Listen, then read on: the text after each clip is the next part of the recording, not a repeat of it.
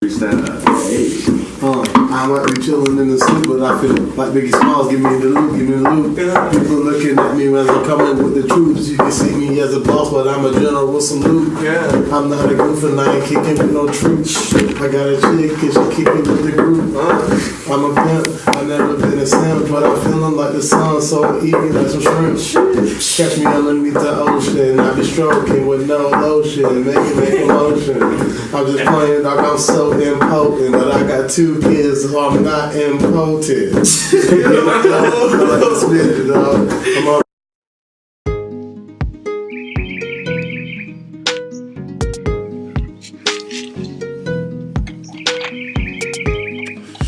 What up, Machi? Yeah. It's Drake Hayden. It's the young nomad with no pads and no cash. Since day one and day one's a shit grass. But now I stay fly, can't sit on my ass. My headed towards nothing, just shit in my past. I'm off the rails and I'm living too fast. That's what my mama say.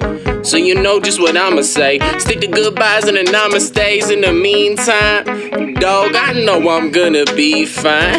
But once I make it though, I probably wanna rewind. So when they throw salt, I just try and take my sweet time with cane sugar in these lines and Welcome to episode 5 of Organic Thoughts. As you know, your host Machi Provost, and we got Troy back, Dave, Brandon is back with us as well. Newcomers today, Chad Pope. Then we got Dexter Price and Byron Bush. And I want y'all to give. You guys related? yes, my cousin. Hey, we got a trio in the room. You got the cameraman, Derek. My baby just I thought we had a stranger there. Nah, you know I'm extended family of the Pope, so I gotta. all my life. Pretty much. But getting into it today, guys, we're gonna be going over communication. And the content today is called "I Am the Light." And with being the light, we want to get into some different areas of how to increase your vibrational frequency, as well as how to go into manifestation and how to communicate and interact with others to produce a bigger magnetic field and ultimately longevity and prosperity. So going around, guys, anybody's free to answer. When it comes to social interaction, how do y'all think communication has changed over time? Well, it's not so much like just kind of even in the form of what we were talking about before with frequency and even how everybody who hears my voice right now will interpret to it, That's still the same, but it's really access to information has changed. Like how you have social media and email and internet. Before we didn't have the access really to pick up something in your pocket and pretty much access whoever you want, anywhere. So I mean, I think really that's probably the fundamental change that I think I've seen over time. Even from, like my growing up, I consider myself kind of a hybrid, kind of like the last one that like grew up, cell phones kind of interacted at the same time I was in high school type deal, Like where you might even be passing letters or you gotta go catch your shorty when she got off the bus type. Now she be in the classroom right next to her. You be like, "What's up?" Like that wasn't there. So it's the access to communication, and so what I'm saying. I think that's my answer to a big change. I think that's one of the biggest ones as well, because it's so easy to go on Twitter and express your thoughts. It's so easy to go on like Instagram and express your thoughts, or even Snapchat and record your thoughts live for everybody to see, because it's really in the moment when things are happening like that. You know something I just thought about? What's that? Now, because you remember like communication, right now we're having active communication, right? But like communication has changed because now you've got active and passive communication in a sense. Because like if you want to convey a point, like normally like Dave, if I want to talk to you or convey something to you, I will just tell you, right? But now if you want to convey something to somebody or get a message to somebody, you just do it and then you let them see it on their own. Like we all gotten on Snap at some point and like look at what I'm doing, and every now and then you got somebody is going to see it, but like it's a way for you to communicate without communicating to them. So it's changed in that sense. That's true. Yeah, that's crazy when you think about it. It's changed that outreach, especially because I know for me, like if I don't want to tune into a video, if I don't want to tune into somebody's topic for the day, you know, it's so easy to scroll right by it. But like a thing like Snapchat, which is so direct, you know what I mean? Like I can send out all my promotion to everybody that I need via that direct message button. So being able to have that outreach and being able to be direct with the communication, I think is a benefit, but it lacks the personality traits that I have as well. Well, it's like, you know, the same thing with that access, and then that's where I know I say excess, because anything you can get so much of, because now it's so accessible, it kind of loses a little bit of its value. You know, before when, you know, even when you interact, the difference between personal communication, like you see body language, tone, facial expressions, that's a form of communication that you're going to interpret different. You know, I guess I'm kind of off on a I don't want to be off on a tangent, but it's a different form from when you're getting raw communication and reading communication, like, you know. Yeah, because it will have an effect on like how you interpret it too. Because if we're all in this room, right, and we're talking to each other, then we're able to feel what the other person's feeling when they're communicating to you. But if we're over the phone, you know, I hear you, but I don't have like an in touch personal feeling to what you're saying. You know, so you're missing that part of it. Exactly. Another thing, not the most important thing. At least I believe it's 70% of communication is actually non-verbal communication. Oh yeah, so that is, I see your face, I interpret your face. I still hear what you're saying, but I'm judging your facial expression, your body language, how you say it. Via social media, you cannot do that. True. So I do it all the time. I say, somebody sends me something, I send LOL, and I'm serious. I'm definitely not laughing. I'm sending wrong signals. Now, do y'all think that social media will have as much value in the future as interpersonal communication? Like going out and physically talking to the person? Do y'all think social media will have that value? Well, me personally, I see social media and like VR, virtual reality. I feel like all of that coming together. So it'll almost be indistinguishable. You know what I'm saying? So how you saying like in the future, will people still want to interact personally? I feel like by the time you got contact lenses that can link you up and upload and you have all the imagery, it won't be any difference. Social media will be that. Well, so then that means, and I agree in a sense that the value is in the eyes of the beholder. You know, like it's not so much. Like, you know, it's however you react to it and what's going to be the truth or whatever. You know, like if somebody sent me a message and it made me upset, even versus somebody saying something, if it made me upset. If I end up upset at the end of the day, that's my value that I chose, you know? Like, that's kind of the power in anything. It's as you interpret or as you believe in turn or what you're putting out is what it is to the eyes of that beholder, you know? So I think the value's in the choice that person makes. Off of where the information comes, it's different. The information may come from a phone call or a text message, or you seen a picture on Instagram or something you ain't thought you knew you saw, and now you still upset doing some crazy stuff. You know, don't matter really how you get it, it's how you interpret it that make it what it is. You know, something I thought of when y'all brought up both those points. Is the frequency different whenever you say it to somebody over a device like a phone or through the contact lenses or via text? Does the frequency change versus being in a room in front of the person? Like, is it manipulated? Because like, if you think about it, a phone is sending sound waves. Even when you're recording, those are waves, those are pixels moving in the screen. It's not real like this is intimate, this is real. So is the human connection there, or has the gap come? Because then, you know, whenever going back to LOL, you know, like, are you going, like, or would you have the straight face, you know what I'm saying, if you're there? Like, that's an interesting thing. Does it change over the phone? Because it could be interpreted any kind of way.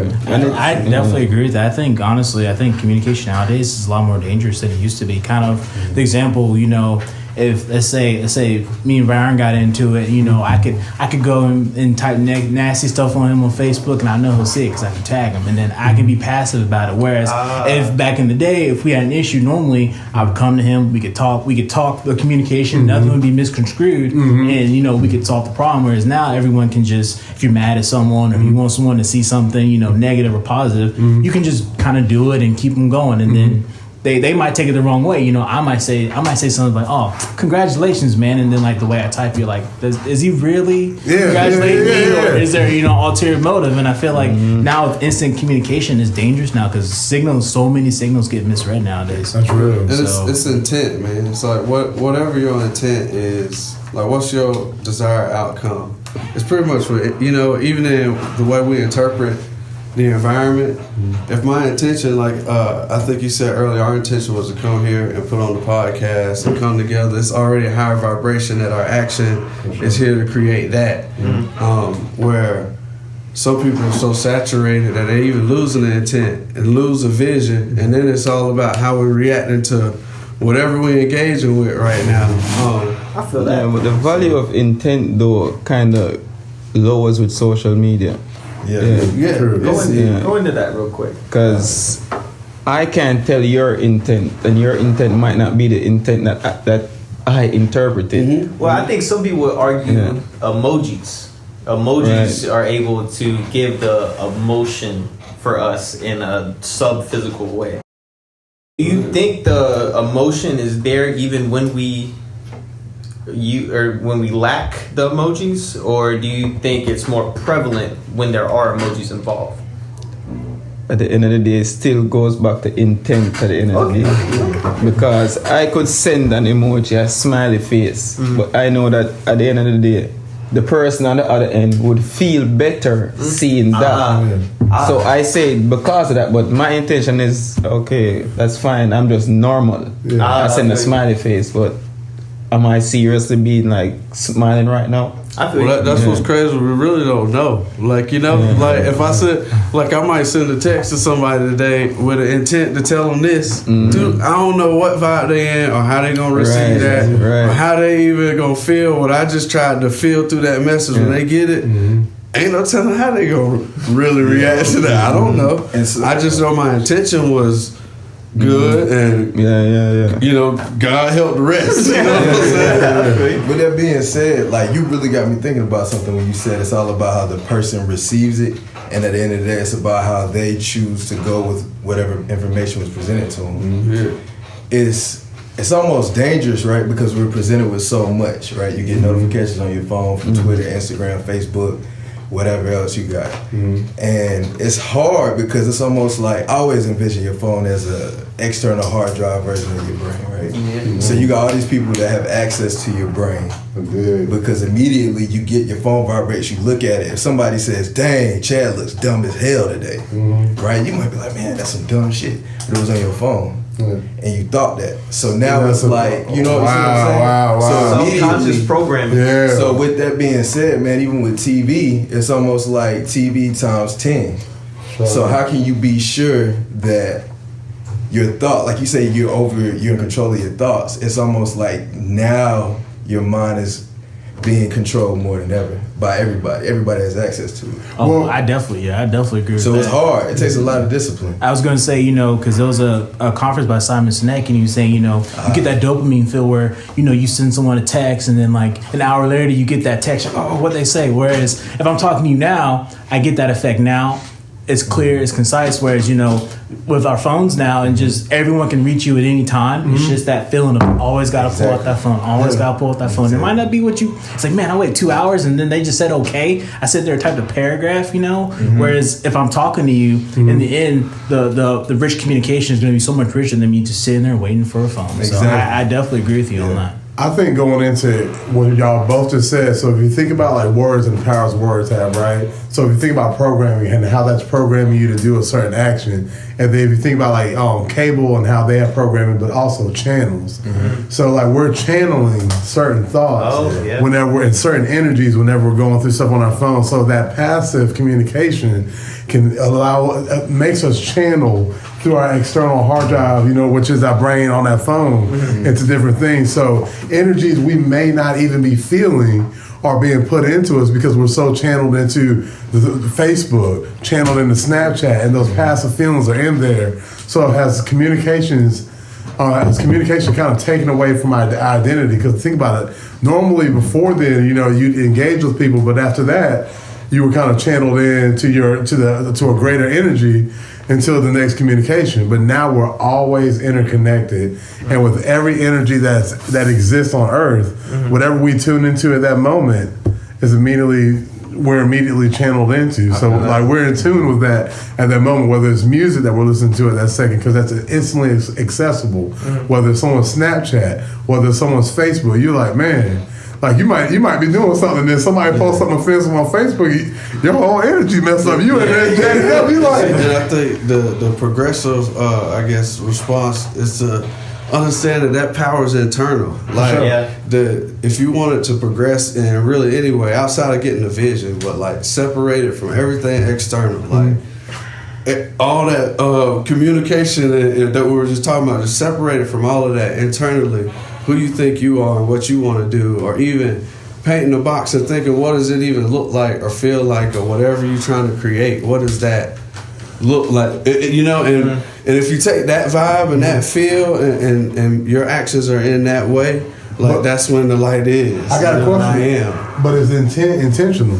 So think about it. So like we all have intent. So when you post something and something's misinterpreted, then your intent may have been one thing, but you may have intentionally or unintentionally offended somebody else. You see what I'm saying? It's like it's such a I know exactly. But you know what the statement I got for that one? I mean, this one, it's not my fault if you're upset. That's the thing. I didn't do that for that. The thing is, I feel like that's one of the issues especially like right now, Machi, you have a platform, right? And you're getting your thoughts, you're getting all this information out to people. People are gonna look up to you just like a little kid, right? You got a lot of little kids who they're growing up, they might not have a father, so they might look to the drug dealer or whatever for as a father figure. He can say, "Oh, it's not my fault," it's not my fault. That's the same thing. It's like with this, we have greater power. We have to look at this as a superpower. So if you're gonna get on there, you have to be mindful of what you do. Absolutely. Because you can't just disregard. You know what I'm saying? I agree. It's a next level of caring. But I'm sorry. No, go ahead. I also want to say is like at the same time, I feel you. You want to be like, man, you your own man, but at the same time, everybody is vulnerable. Yeah. So like that's just something. That's a level of morality we gotta take it into perspective. Yeah. I think it also revolves around the spirit and how well that you are self-aware with your spirit. Because let's say this, right?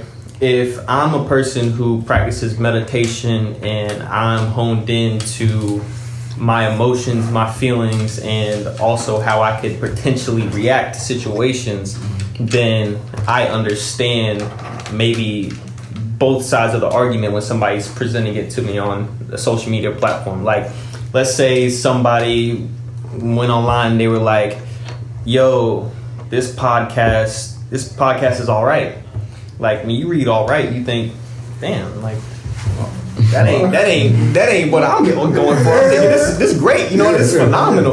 But when they're saying all right, they could be like, yo, this is all right, you know what I mean? Like, but just having that awareness in my mind and being like, well, he could have meant this two different ways, but either way, it doesn't hurt me physically. Like, it doesn't mentally hurt me either, because I'm in control of my emotion. And when we're present within our own bodies, then we're able to have the interpretation of what the I don't want to say the correct intention was, because sometimes you don't know what the intention is, but what the value of the intention would be. You know what I mean? So going into, kind of the generation of millennials and Generation Z a little bit, like, I know Generation Z they're coming up out of a different area. And when I say Generation Z, I mean the newest generation, like kids who are 17 and younger as of today's date. Like, that's Generation Z. So like, they were brought up in a time to where they're subconsciously programmed coming out of the womb, right? You have babies playing with iPads. You have little kids, 3, 4 years old, cell phones, going to school and stuff like. Well, probably not 3 years old. You got some geniuses out there. Not I saw like a 2-year-old like reciting all the capitals of like the world. So it's like a little 2-year-old in like Kenya or something. He was just like, Washington D.C., Paris, like Brussels. That's the motherland. Man, I'm about to go talk to my daughter, bro. Like, what's good? No, I don't mean to cut you off, but it's also like the access to like what level of information you're also like attaining for like your entire like program you're running on, right? And I feel like with this Generation Z, they already got all of that, like the computers, the iPad, the Snapchats, the Instagrams, all that is already within like their own niche of like how they gonna start doing things in this like earth, like how they gonna like start running and understanding or like processing stuff. For us, for some of us, because like my generation was like, we before like the mass productions of like computers and stuff and video games and stuff like that, we was like right at that point where we were like the mass consumers of it. So like our like understanding and running right now on like the world is at a level to where most of these things we're not necessarily like too hurt about it, or we don't understand it. It's just something that we've been running on for like the past couple of years or since we was born. It's just that also tying with that spirit thing, like how much of like that soul component is in whatever we're doing, because like if you take that away, it breaks down communications in some levels to where it's like music or texting. It's not like face to face, like you said earlier. You put your hand on your heart right here. It's coming from like somewhere deeper than what's this PC, for example. It's never gonna have that level of like intellect that the soul has. Yeah, and hitting on that, like especially the intellect of the soul. Now, when we're talking about matchmaking and souls coming together in unison and relationships and dating and stuff like that, do y'all think texting is appropriate when you're trying to get to know a young woman, or for people who practice same sex, the same male? Man, it's gonna happen. It's like you got a phone. For like this generation at least, like back then, like brother just said, like you had to go meet your girl. You had to write a letter. Well, we got hold on now. Well, nowadays we got Tinder, we got Bumble, we got Instagram, we got Snapchat. You don't even have to know a female, and you can already be with her. You know what I mean? like internet dating is real. You know what I mean? You're right. Go ahead. No, you good. No, I mean, it's the truth. It's done changed. That's definitely changed because it's the access that we didn't have that access just to pull your phone out and pick a date tomorrow, and then it decreases the value of it. If not for everybody, because each person is whatever the intent. What are they doing it for? Somebody might be doing it to really find a wife, and really might do it because that's what they was. Yeah, but some people, whatever you're doing it for is what it is going to be to.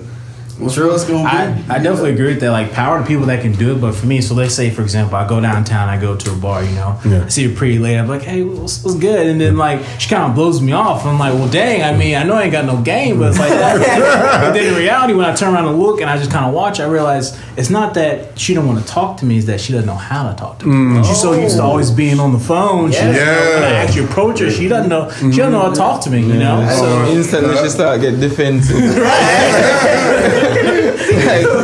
Especially if you may come off a little bit educated, like maybe I'm not as educated as him, or I don't know what to say. And that's the reaction to that. It creates separation, man. Like the unity that we have, it's almost it's like it's called a shared pool of meaning. Like anytime there's conflict, usually one side has different information or a different value, or they know about something the other person ain't know about. And when all the information is out for everybody to know what it is, like usually you come around a similar resolution. But if you don't know, like if I ain't know that he got pissed off when I ain't take my shoes off to walk on the carpet because he ain't never had no car, whatever he was, if you know about it, then whatever it is, you know what I'm saying? But it's just, you're right, you don't have that same understanding. Well, if you go back to programming and how we're programmed, so if y'all know it's like a Snapchat, right? Now it's got channels in there. Yeah. And when you look at it, it's really celebrities. And so we model our interpersonal relationship and the way we perceive ourselves after celebrities and people that we see or that we find align with our dreams, but not truly our values. You know, we say that we want to have a certain lifestyle, but do we really want what comes with that lifestyle? Like everybody want to be a Kardashian, but you want to go outside and you try to just eat, and someone's taking pictures of you, you know, like stuff like that. And when you look at relationships, you know, do people even know how to date anymore? Because you think about it, everything's got to be for social media. I love my boo.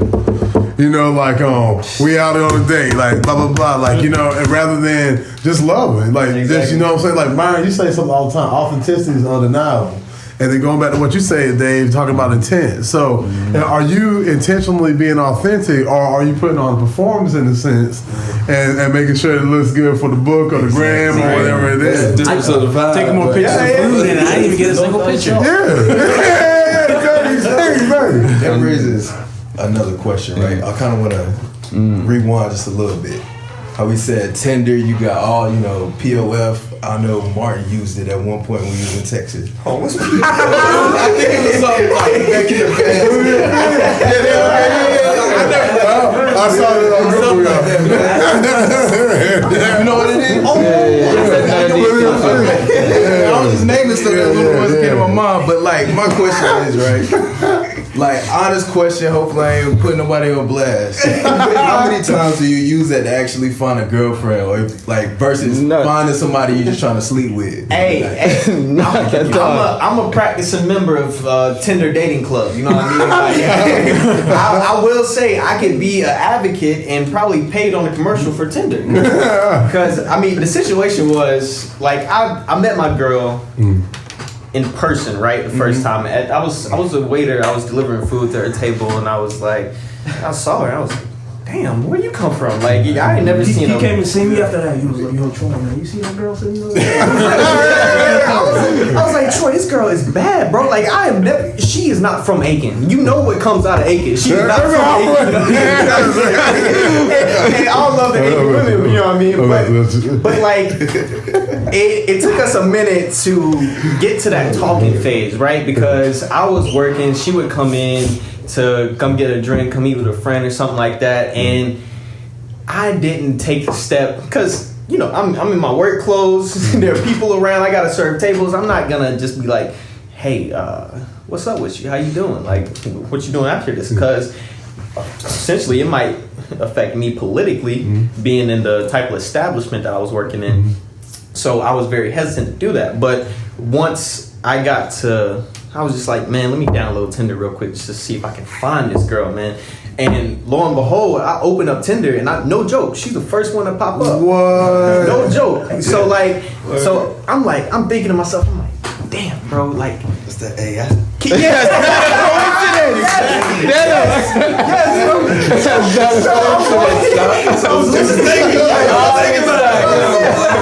it plugged into my neurons, you know what I mean? But it was pretty much, she popped up, and I was like, man, I don't know what to do. I'm just swipe right?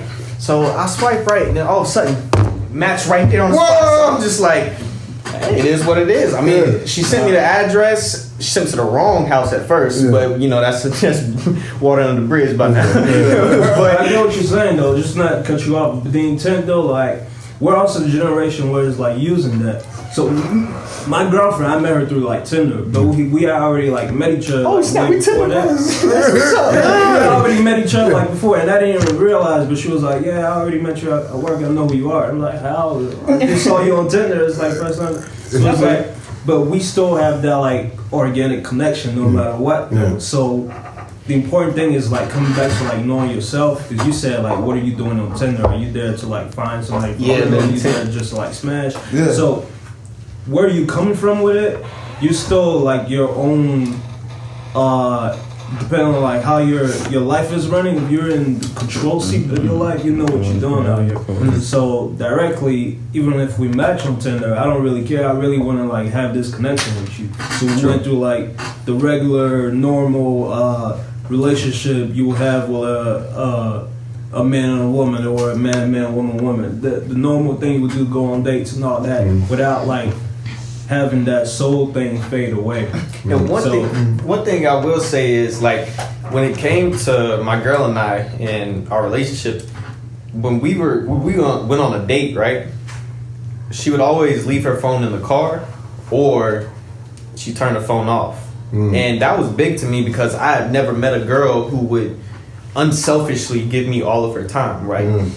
Whenever I was with other females, they would always be on the phone, trying to take some Snapchats, like trying to post something and a conversation because she's on the phone. And you know, it worked vice versa. Like sometimes I was on the phone and when she was trying to have a conversation with me, or like the past female. So ultimately it was kind of like a reality change for me when I saw that. So now I'm programmed to, like, whenever I'm with her, just disregard my phone. Like if one of the homies text me, I might get back to him a couple weeks later if I'm with her, because you know I'm so lost with being with her and focusing my attention to her that now I don't really care about all the other interaction. You know what I mean? So that's where I found the value, purpose, and intent in the communication that we have. Yeah, you know how to control yourself, and you know what you want.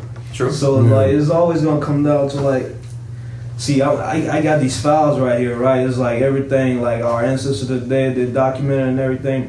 They got on their temples, they say, know yourself. So that's like very important to them. So if you know yourself, no matter like what you're doing out here sometimes, but it might get affected by like some frequencies, like people are trying, like some system trying to attack you as well. So you get affected by things that you can't really control. But I feel like you owe it to like your spirit again, your soul, to like at least you know, convey that imagery or lifestyle you want to adapt. And you're going to fight for that.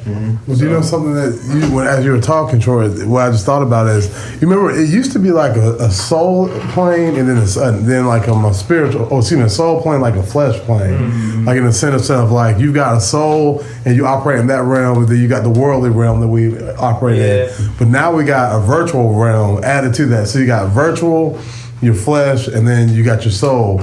And what happens is, rather than the introspection, everything is going outward. So we used to be able to look inward for our answers. Now we go outward to project. You know, like we don't really do a lot of introspection. We do a lot of projection. I feel that all the time. You know. So, do you think that, or do y'all think that technology is dumbing us down in a way, or do you think it's advancing us? What a crucial point.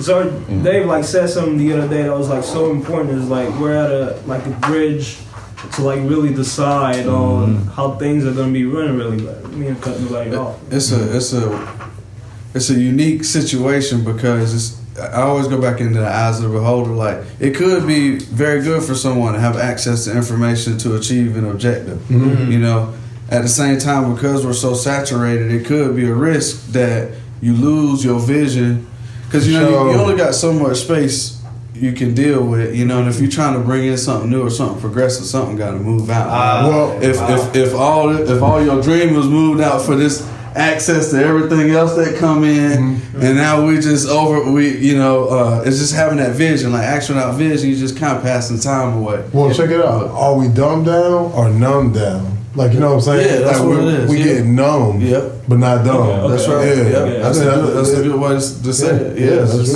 I would say this is not necessarily technology. So I work in the disability office here on my campus, and this is not to throw shade at anyone that happens, but we have a program called ESA, which is emotional support animal. So essentially, people are able to bring the animals on campus when they have emotional support.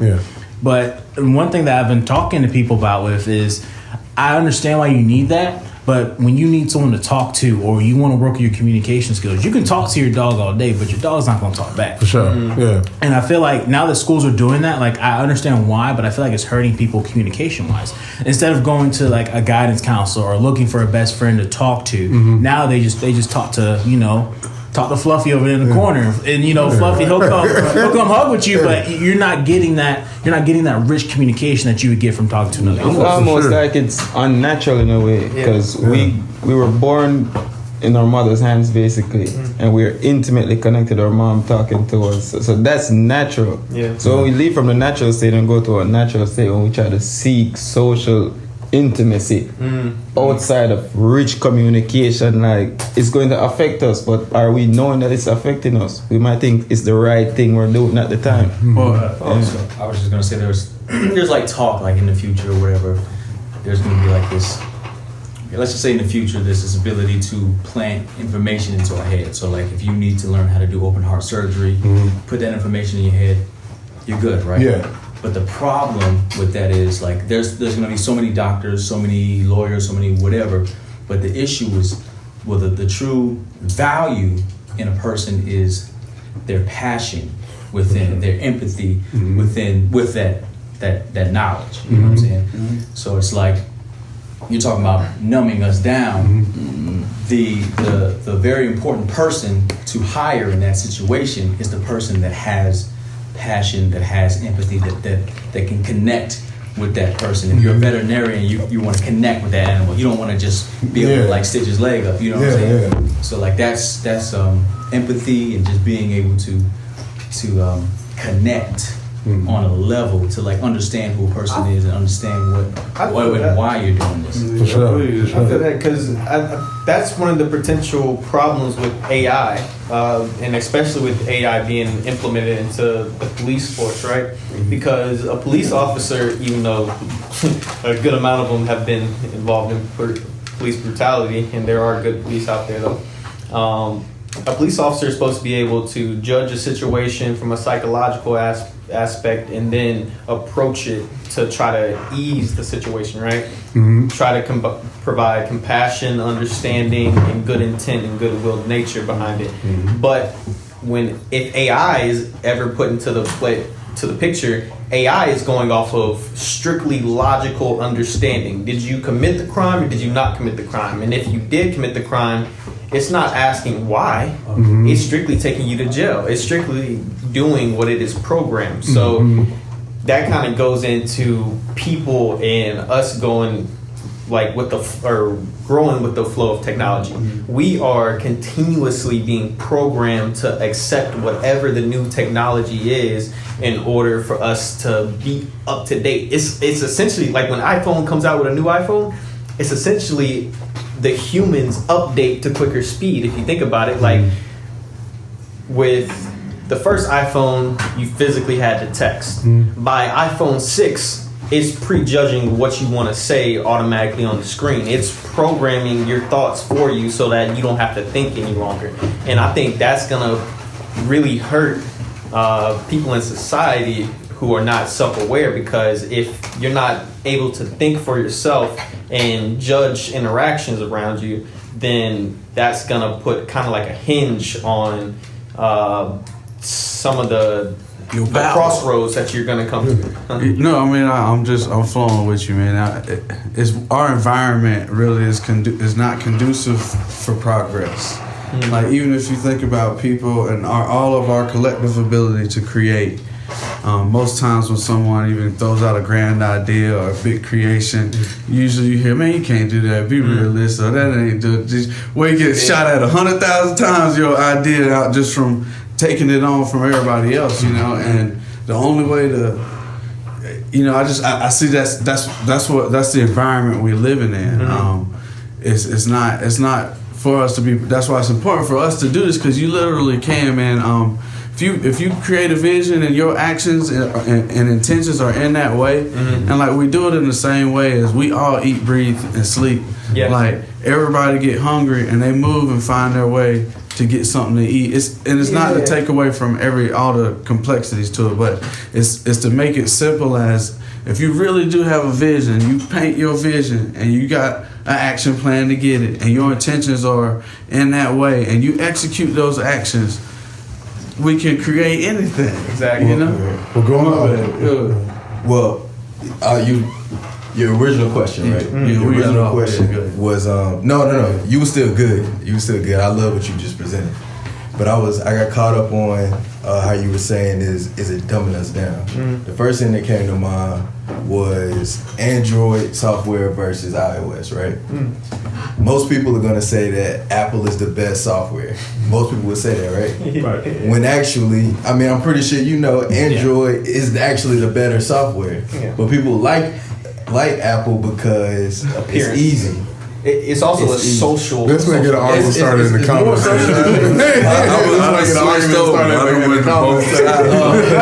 argue.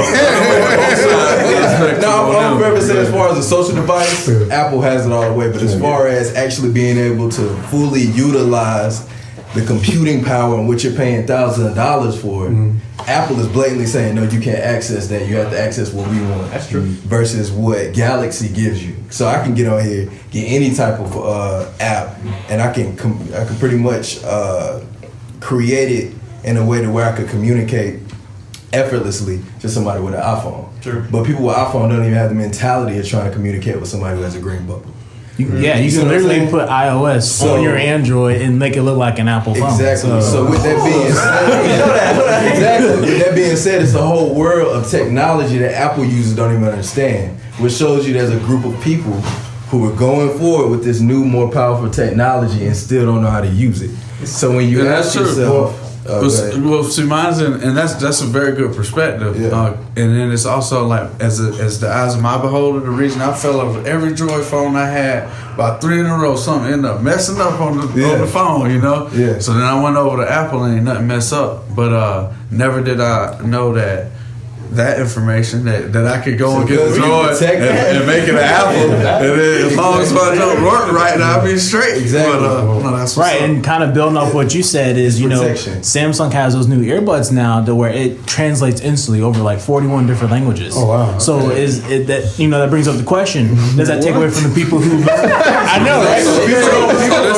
This is huge. Right. Not to jump in, but because that is the barrier, I think, between people's communication, right? Right. And language and even culture is huge. Like, if you drop me off somewhere different in the world that I don't speak the language, it's going to hinder my communication with what's going on, But to have some technology, related to social interaction and technology and communication, to have a technology to go anywhere and I'll be able to interpret a language in my language and me speak it, then speak it back in theirs. Now that's where I guess that kind of brings up the question: does that dumb it down? Whereas, right. Whereas if you spent 10 years learning that language, learning that culture, learning how to pronounce those syllables, you appreciate learning that language. Whereas now it's just like, I don't need to learn language; I can just hear it. Like, does that, I don't know. You. I mean, I just want to. No, go ahead. Because like whenever you go back to what you just said, as far as growing with technology, like not going but growing with it, then we're growing intellectually while we're growing emotionally. Like, are we able to handle the influx and the access of information that we're getting? Because now you've got barriers, you've got cultures, you got different things that are able to link. Because when you're talking 40 different languages, so now there's a language barrier that we've gotten over. Now we've got a cultural barrier that we're going to have to bridge. Absolutely. Because I mean, everybody will be talking about everything.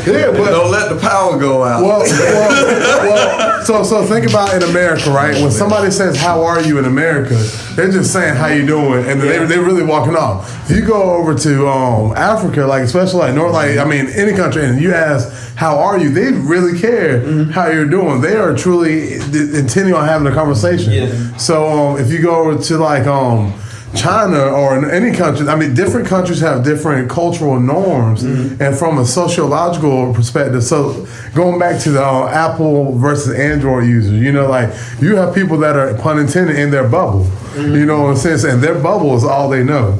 So whenever now bubbles are connecting. Yeah. And the question is the world emotionally ready for the technology? Because intellectually we can handle it. Like the phones will adapt to us, we will adapt to the phones, we'll adapt to technology, but emotionally, can we handle the intentions? Can we handle the unintended consequences? Can we handle the passive communication that occurs? I say because bringing it into the perspective of Apple versus Android is it's a good example to go by, right? But if we look at it, Apple isn't even the most used phone worldwide. Like China has like three. They got like I forget how to pronounce it. HUAWEI, that phone. Yeah, whatever. Yeah. So they have used like most of the stuff we use. they have like 3 different companies. Apple ranks 4th in China for phone production, or for not even phone production, but for consumer. Y'all know what I'm trying to say. Yeah, I get So if we're going, hold on, rewind me. So I can jump in. I think where he was at. Yeah. It was just like, to me, the answer to all that, to be able to take on all that saturation that we're talking about, that's guiding our thoughts and actions, you know, is to have vision, and to be able to handle that emotion, and well, first you gotta have a sense of morality. Like, the most dangerous person is the one who does it with reason but no morality. Like, if I'm doing something just because I can with no morality of how and why and how it affects others, that's a dangerous person, you know. But the answer to using that and creating, especially having a vision, like what does it look like, you know? And this was a Nelson Mandela quote, but it's real. Like, action without vision is passing time away. Don't mean there's nothing wrong with it. You get experience, but I'm just kind of out here. If I'm not doing it for nothing, like, and I think that's another part of the answer. Like, the intention I've set is to be peaceful and positive. Like, I've seen that this is what comes on the dark side, this is what comes on the light side. I'd rather create an environment of peaceful and positive, because I think that's where I want to stay. So like, it helps me respond to all that other stuff, because I got at least a vision where I want to go. And it could be with whatever anybody trying to, even when you want something to eat, you want to go to Burger King and there's traffic. Like, whatever your vision is, and it'll help you respond to all of that in the way of where you want to go. Like, you know what I mean? Yeah, like, and hitting on the emotion, and is the world going to be ready for it? I think if we teach, like Troy just showed me a couple things, and aura building and balance. If we teach how to properly understand yourself and be in tune with your emotions first, then you will understand how to, not directly how to use technology. Like, you won't understand how the programming in the computer is made, but you will understand that if I use this computer to go to Twitter, and I want to express myself on Twitter, you'll know, well, am I expressing because I feel angry? Am I expressing because I feel sad? You'll have a reasoning behind why you're putting this information out there. And if there is a lack of reasoning, like you just said, then there's a lack of intent as well. So, and just to jump on the end of the quote, and like, vision without action is just daydreaming. So even if we have the vision, even in, say, technology, if I want to learn how to do this and I don't know how to do it, like, and we all have grand ideas, if we don't put no action behind it, it's just daydreaming. True. Right? But vision with action can change the world. Like, if I want to learn how to do that, we got the means to go really ask someone. Now that's why I'm doing it. I'm coming to Dexter because I know he knows something about how to explain how these iPhones really work. So that's the reason I'm asking him. And now I'm going to get some information. And that, you know, now the technology and all is used for the intent, and it can be used for greatness. You know, I guess versus if I have no vision, then it could take anybody at any time with any different thing. You know what I mean? To switch it up real quick. How do y'all know? Because that was really good, actually. That was. But do y'all think technology is limiting creativity? No. I like, because like the human, the human body, everything we are is like far way more technological than anything that we're gonna like put out. This is a different form of ourselves. At the end of the day, it's just gonna be that. So it's like our creativity always like lies with like what's inside. You know, like I don't like necessarily have all the words to like construct what I'm trying to say is, but creativity don't necessarily. It's not like. I understand what he's saying. It's like part of the engine. It's who we are. It's like it's part of. It's no way it can take away from it because it's bound with our senses and how we react with the environment. no matter what it is, creativity is a part of that. Well, the brain named itself. It's the smartest thing in the world. You know what Have you heard, sometimes your brain doesn't know the difference between either reality and a dream state. Like it's almost happening at the same time. Like the same way you can think about something that happened way a long time ago and it bring you an emotion to the present, and now you crying because you don't even know why. Yeah. Like it's all connected. Well, I don't know, man. Is consciousness a dream though? Yeah. Like if you think about it, going back to what we talked about earlier, like with golden ratios and being able to understand that Fibonacci sequence in a sense, like do we manifest? Because think about it, what do we call the result of the things we manifest? Our dreams. Like so. When we're conscious, are we dreaming while we're awake, and that's how we're able to create our reality? Because consciousness is really what we make it. Your reality. Everybody has their own reality. It's a crazy thing. The only person live your universe. Yeah, and because the minute everyone, once this group disassembles, then we go into our own world, into our own space. But when we come, this is our very own universe that we've created. Consciousness is interesting. Not to get too deep in that, but so can my reality influence yours then? If I wanted to? Like if I thought hard enough about it, I could influence your reality. And then even usually, when it comes to influence, it's either by force or reason. Like how you could impact my reality would either be through reason to get me emotionally, mentally, or you could forcefully impact somebody's reality. You know what I'm saying? And that's where that morality even comes into space. Like, and even it relates to how you can use all of these resources for good or all of it for bad, and even for having the intention and vision for what are we doing it for. Like, and that's the part I think is. As a whole, when we're separated, we lose touch with that. And like people whose intent is not for the better for the other people whose intent may be selfish because I want to get this and I'm going to get this with no means of what it means to anybody else. I'm just using my power to get this. We all have that equal power to create whatever it is we want, It's just how and what and why and where we use it is the power of where it's going to be on the light side and create harmony and peace, or it's going to be on the dark side and create that separation, anger, hate vibration, I think a tangible way to kind of see that example is with social media influencers, right? You have all these people on social media who are speaking about how to kind of control your dreams and how to promote getting yourself to that state of living your best life, right? But they don't tell you like the groundwork. They don't tell you the preparation, and they don't tell you how long the journey is going to be, because honestly, they can't do that. So what I'd say is, yes, like a reality can affect mine, but ultimately at the end of the day, it's still my reality. Like it's still something that I have to put a control on and I have to guide in order to make it successful. Because it's kind of like this podcast, right?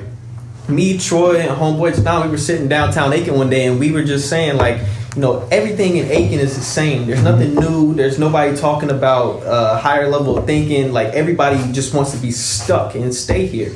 And so if there was never a point in time where Troy hadn't hit me up asking to record or something like that, or I hadn't hit Troy up or Jadon up or something like that, and we never started this journey, this platform right here would never be here today. You know what I mean? So I will say that somebody's reality can encourage yours, but it cannot directly affect it.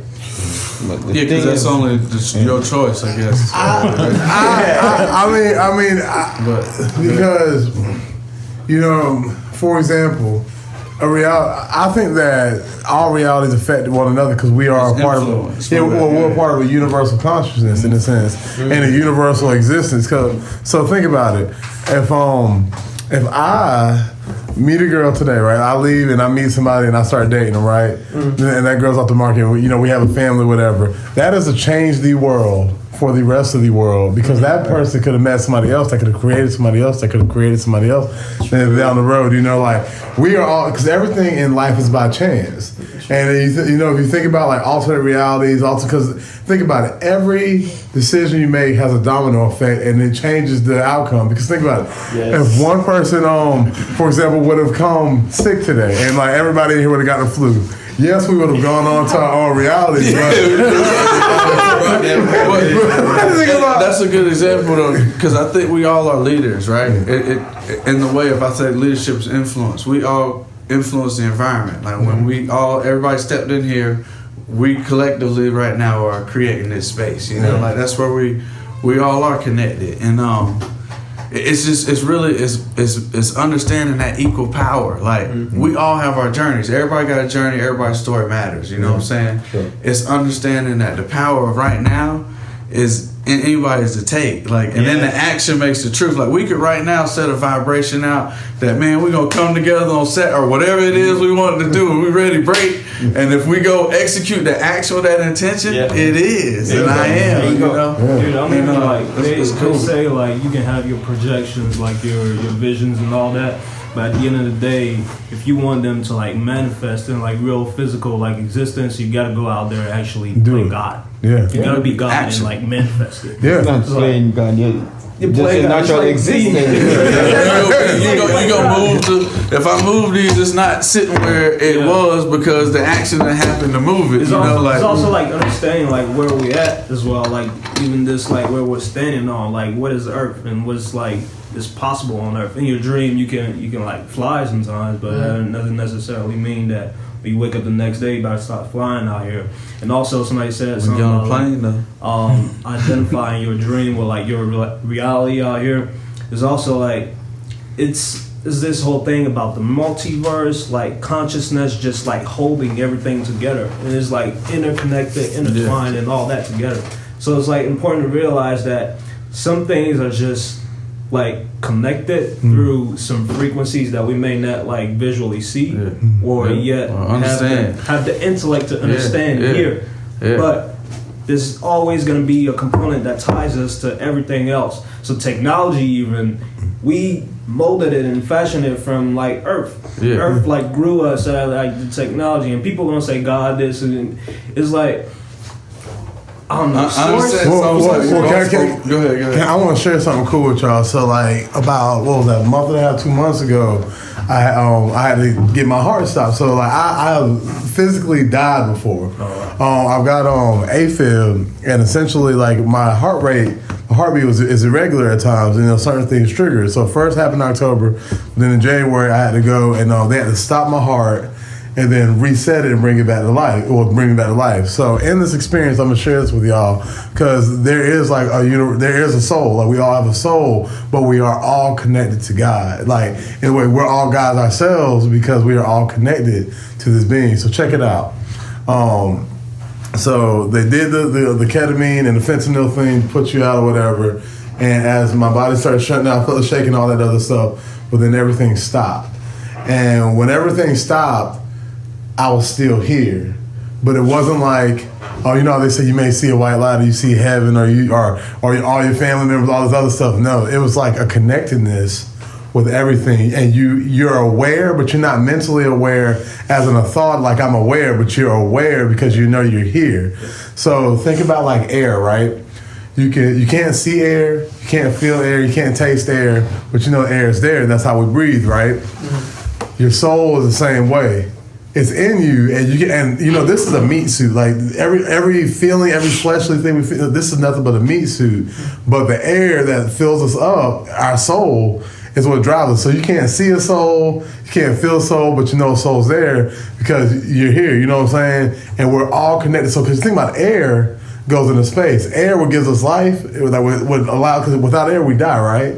Air what gives us life. This is all connected to the furthest, wherever that is, corner of the universe. And then your spirit is just the person you are, because you can have different spirits at different times. You know what I'm saying? When they say spirits, we have universal being. We're celestial beings in a sense. So we've been here since the beginning of time, but different natures or spirit natures exist within us. So different things come at different times, because we're never the same person all the time. You know, like, because I mean, man, after it happened, it gave me so much insight, even down to religion, as to why people do things they do and why they say be a Christian, because to be the I-A-N in Christian is to be like, so to be Christ-like. And if you think about the story, Jesus, Heru, whatever you want to call them, going back to that, you are I'm thinking Isis, Osiris, and Yahweh, Horus. Horus, Heru, Jesus, whatever you want to use. If you think about the story, he was always at peace. So think about your spirit like being like a season, right? And your actions are like the weather.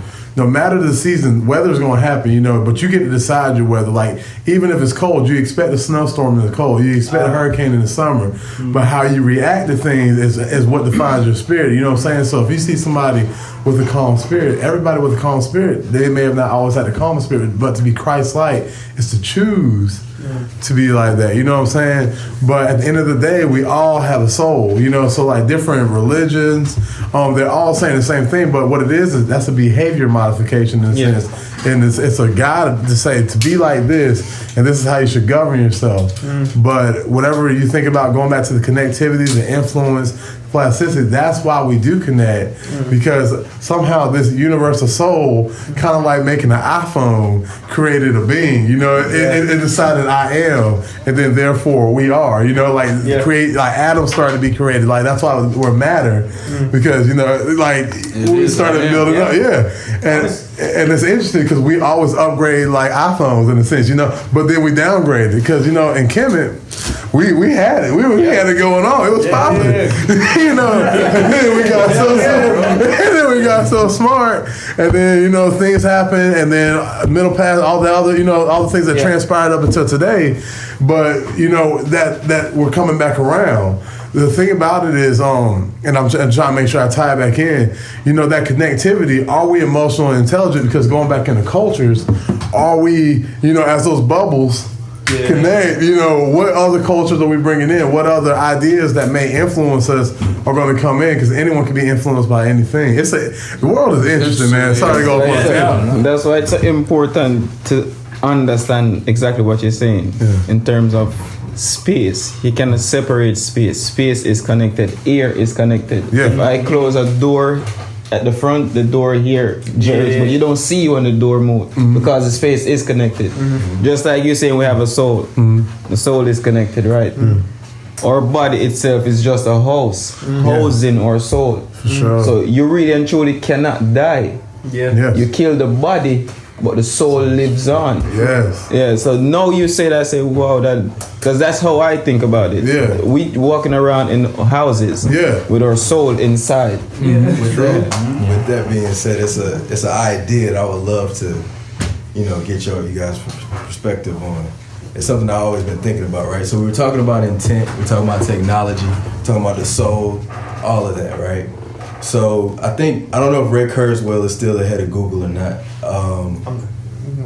I'm not sure, but what I do know is a lot of these leaders who are at the top, the forerunners of technology, right? Their mindset, because I've read books on it, I look into it a lot all the time. Their mindset is at some point they want to be able to move their consciousness and put it into robots or androids, right? I've seen that. And I watched these movies, and I had a thought, and I was like, okay, I want to find a movie to where they hit on this. And every time I watch it, they talk about, oh yeah, we've successfully put the consciousness into this android or this robot or whatever. And they always say they successfully did it. My question has always been, is that really the person? Because all of our technology is based off of zeros and ones, copies, just like with a computer. Yes. So, like when it comes to this intent, when it comes to the soul, when it comes to all of this, my thing is, what's going to happen once we reach the level to where we can, quote unquote, move our consciousness? I guess my first question is, do you believe you can? And do you believe it's truly moving your consciousness, or do you think it's a form of suicide? Well, I think it would be a form of suicide. I don't think it's a form of suicide because, for one, there's a thing, there's actual sayings, right? That you can obtain an abundant amount of all-knowing knowledge, right? Once you obtain all-knowing knowledge, you leave this space and you go into the next space. By that I mean you die here, your spirit moves on to another life. And when it comes to reincarnation happens because each time that you are living in a different perspective, you are experiencing a different point in life. You are experiencing a different viewpoint. Like, let's say I pass on and you pass on, and then we switch bodies. Now I'm living through Chad's life and you're living through my life. So once we have all lived in each other's shoes, whether it be somebody in China, India, Middle East, or something like that, but once we have all been born and obtain all the knowledge through everyone's shoes that we can physically and spiritually obtain from this earth, then it is the point of being godlike and being of ascension. So you said something earlier, and I was going to bring that up. So you were talking about karma earlier, right? Mm-hmm. So I learned something that karma is normally perceived as a bad thing, like you're going to get your karma, right? Mm-hmm. But do you know what karma really is? And it's supposed to what it was intended for by Buddha? A lesson. Yeah. So when you learn, like essentially you're supposed to learn a lesson. So when you have your karma, that means you'll learn from a lesson from something, and it's not necessarily meant to be derogatory. It's actually supposed to be a path toward enlightenment. Yes. So not punishment. Yeah, exactly. So karma is a step on the path of enlightenment, because when you have your karma, then you have gained perspective, and when you gain the perspective, then from the experiences, then you should change. Yeah. Otherwise, you repeat the karma or you repeat the lesson until you adjust. I feel that, because one of the biggest things that I always try to incorporate into my message is you have to be able to understand your failures and learn from your failures. Your failures are not there to say, hey, this is it, stop now. It's to say, hey, this is a bridge or a crossroad in your life that you need to learn how to get over or get through, or even better, you need to learn how to evolve yourself from it. Bruh, every single success that I've had in business has come from a failure. I have got myself, and I lie to you not, the reason the business has grown is because I am getting myself out of messes. Byron, Byron's my best friend. Let me tell you, Byron's my best friend. We talk, he knows everything about my life, and every single experience that I've had in business, especially the ones that were failures, or whenever I felt like things were just gonna go haywire, I didn't know how to get out of something, through learning how to get out of it or having to fix a problem, then I evolve and get better. Yeah. So it not becomes a matter of knowledge, it becomes a matter of application, because your experience, you learn how to do it. You wanna know what's crazy? Pokemon taught us all of this. That's what's crazy. Like, that was just my little tip, because I was like, damn, like this sound. The evolution, like the evolution, like every single time you saw a Pokemon come into a battle where they just could not defeat the opponent, what did they do? They evolved into a different. I forget the thing. An important key is, like you said, do we want to put our memories through the AI per se? Now, how do we leave here in our technological aspects now on Earth? Is I don't necessarily think that there's this thing where they say if you leave here, this is like a component that's of you that's still gonna be here, so you can reincarnate. Never go. Yeah. Ego, if you want, something like that. But you don't necessarily leave Earth. Now, how do you leave Earth? How's your aura? How much did you learn from Earth to get into this so the logo of my sort of production thing I'm going is this infinity symbol with a butterfly and a caterpillar. So the caterpillar eventually evolved into the butterfly. Now us leaving this form of existence here, how much is your aura? Can it take that next stage, or is it debased to all the fog and technology? Because they say metal do mess up your soul, your the frequency that you don't see but that's there. It doesn't mess that up. They say about how when people go through hospitals and when they die, the entire construct of the hospital is a metal building, so it's not a good place to leave Earth per se. So our ancestors even they build these giants like pyramids, but like if you get the geometry of it, it's taking like the souls from those like people that were in that burial site. It's like that. It is that construct of leaving this plane already takes them to that existence because it's in that perfected. Not I don't want to say perfected, but it's in that. Well, it's like electromagnetic field. I mean, think about our pyramids. You know what I'm saying? Like, and electromagnetic waves, we're still frequencies. Like the fact that we're here. I mean, it's a bunch of little atoms just moving around like this all the time. You know what I'm saying? Yeah, I think. And I 100% agree with you saying. So I probably shouldn't say this. So one of the most enlightening experiences I've ever had. This is gonna sound bad. Was when I actually took acid with a couple friends of mine. Yeah. Oh man. So that's it, cool, bro. Yeah. So essentially, you know, I was going through a lot, and then when I took acid, I felt like I was on the plane, like literally, like. And I always tell people it was the greatest special effects I've ever seen in my life. I could literally control every hair on my body. I could make them split. I could make them do designs. Like it was essentially what it came down to is I came to a higher plane because I was like, what is struggling with my life? Yeah. So the whole time I'm on acid, I'm just like cold. I'm like why am I so cold? And then I look and then I start seeing bubbles like I'm underwater. So as I'm looking, I'm like why am I underwater? And then it hit me.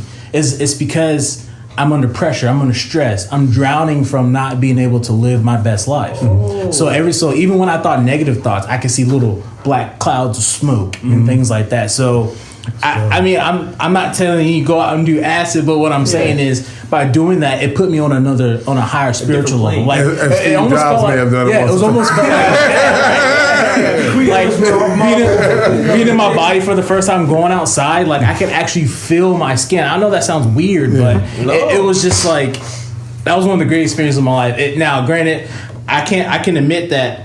I literally wrote down how I should fix my life and have I followed that plan? No. But in that time, literally I knew exactly what I needed to do. I could look exactly what was going wrong. My memories were crystal clear. And I could just, I don't know, I guess essentially I was on a higher spiritual plane to where I had the knowledge to fix everything in my life. And I have it still written down, but because I'm stubborn, I haven't done it. But I guess the point I'm getting to is I could literally even see my friends' auras, like just these bright colors surrounding their bodies. Well, like it was just. I think you were just moving so fast, like.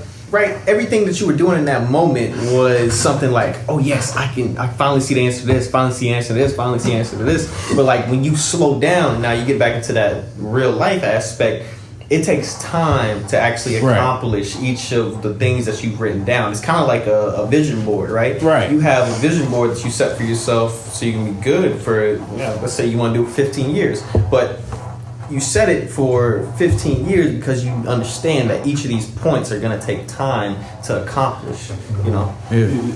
It's like the technology we like possess, right? It's like, because I'm glad we kind of like got in the family of like acid and stuff like that. Not necessarily acid is like the right component for you or whatever. Psychedelics. Yeah, people psychedelics. also like eat like the natural mushroom. Yeah. You will actually go into a more organic way of like seeing those spaces per se. Those geometries. And it's like, damn, I just lost my train of thought, man. It's almost like, man, we all have that power to create, even those type of moments when it's done intentionally, you know.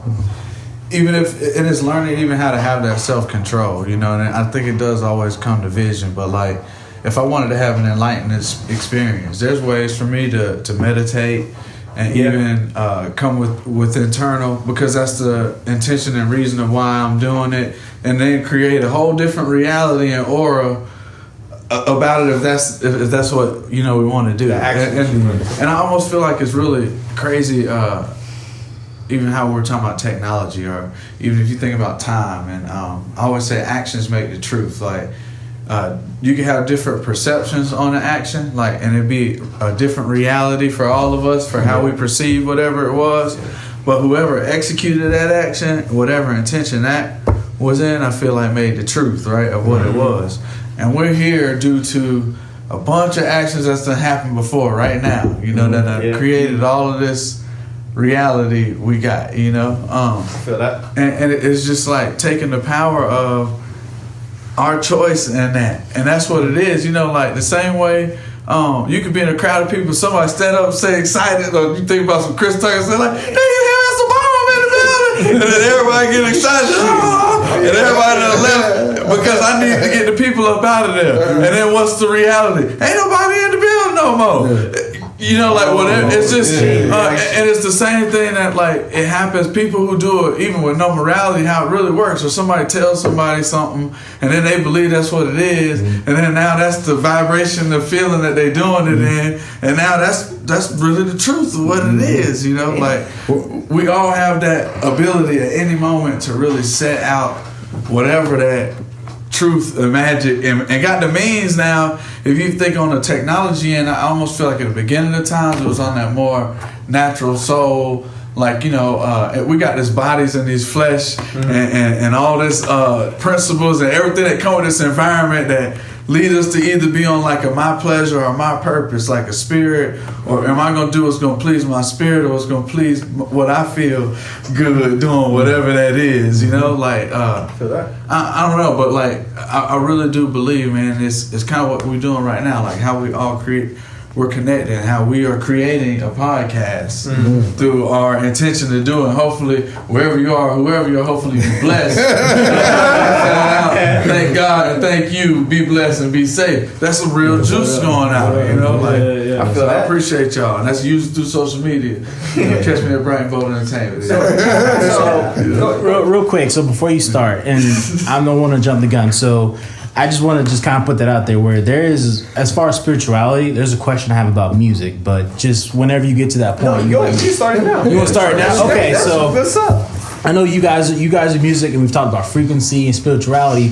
So you know how you always see where those artists are like, oh, I sold my soul to the devil, and you know that, and then it's always through music. You know, Satan was the best singer, and so do you guys really feel like, you know, there's some truth in that when people say they sell their soul to the devil to make great music, and then that's how they became famous? And I do not. This is a personal belief. I do not believe in the proverbial Satan. I do not think that there's a dude in the core of the earth that's going and stabbing you with a pitchfork all day, and you know, like skulls everywhere. Like, because first of all, if I'm gonna burn, if I don't have skin cells which have sensory, if I don't have the sensory because my soul is there, then how am I gonna burn? Because I won't feel it. I will literally be standing there as air. Well, do you think an emotion comes with the feeling that you can't feel? Like you can't feel depression or hate or anxiety, but it's there. It creates an influence to your body. I think Lucifer or Satan is a concept in a sense, and an idea. So going back to what you said earlier, whenever you think about intention and most of all unity. So think about God. I think that God is the soul, which is the air, which is the space that is always connected. I think that as beings and products of this consciousness, that we should all operate as one and in unison, because that is what the intention was for it to do. God, the creator, or the initial consciousness, the seed of all, the seed of existence. I think that, but you know, we're here to procreate, to do good, to work in unison. I think that the Satan or the Lucifer, I guess it's like it's kind of like an experiment, but because it's that disconnection. So actually, if you want to ask what the devil is, this can be perceived as something that disconnects us, that disassociates us. Anything that numbs us and takes away from that creativity or that connectivity is really a part of what's evil, because once we become of self, then that's when we become selfish, and when we're of self, then that's when true evil comes out, you know? You made me think of, right, in the Bible, when you said the proverbial idea of Lucifer, right, it's interesting because I don't even think you said the proverbial as in reference to the Bible, correct? Yeah. Right. So even with that, the Bible never says he was like somebody with a fork. Yeah, we created it. So when I think about like the origin of it, you know, they said Lucifer was God's right-hand man, right? And that was the first thing on my mind, right? God cannot be around sin. He was, so in heaven, essentially, there was no sin.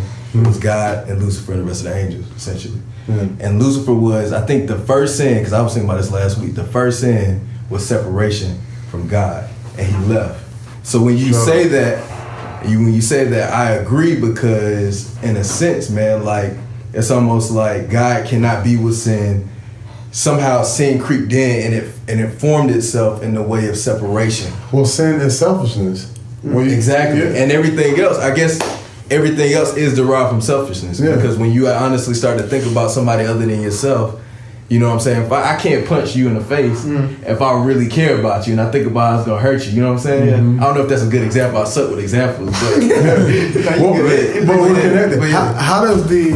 How does the outcome of the action affect the grander scheme? Going back to what you brought up earlier, is something that you do now, does it influence other people afterward? You know, we use the example of being sick, but if you punch her in the face, then his day gonna be ruined. He gonna be mad. He gonna be in the house like, damn man, I'm gonna have to come some jam, man. And then that whole but that energy is disrupted. But like when you think about that unison, like they have that, what's the golden rule? Treat others the way you want to be treated. Exactly. When you treat being Christ-like, you know, that's why it says the Son of God, because he was a human that was, or he was a part of this consciousness and thought to himself like, you know what I'm saying, even though this has happened to me based on the story that it's told, even though this has happened to me, I don't, you know what I'm saying, I don't want to be like this, you know what I'm saying? Or even if you go down to like the story of Isis and Osiris, right? And then and you think about and then Set, right? So Set took Osiris's bones and scattered them across the earth. You know what I'm saying? And that separation is that Lucifer comes. Because Set is supposed to represent the devil, or it's supposed to represent Lucifer. Because like the stories that were told of Kemet are the same stories that are told in the Bible. And like the Bible is just what's the word I'm looking for? Not a deviation, but adaptation. An adaptation, because it was written by kings. You know, and they wanted to be on the program. But if you think about the book of Enoch, the Emerald Tablets, you got all these. Was it made to be taken literally though? I don't think it was. What intended? They didn't intend that. Never intended for you to take it.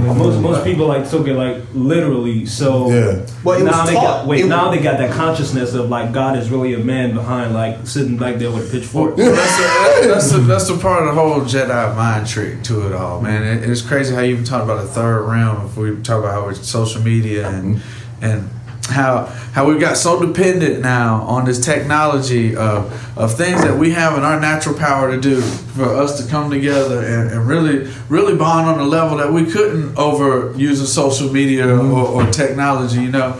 And the Jedi mind trick of moving all of this influence to now we're dependent on all of these things and what everybody tells us through social media. That's the reality that's being created, you know.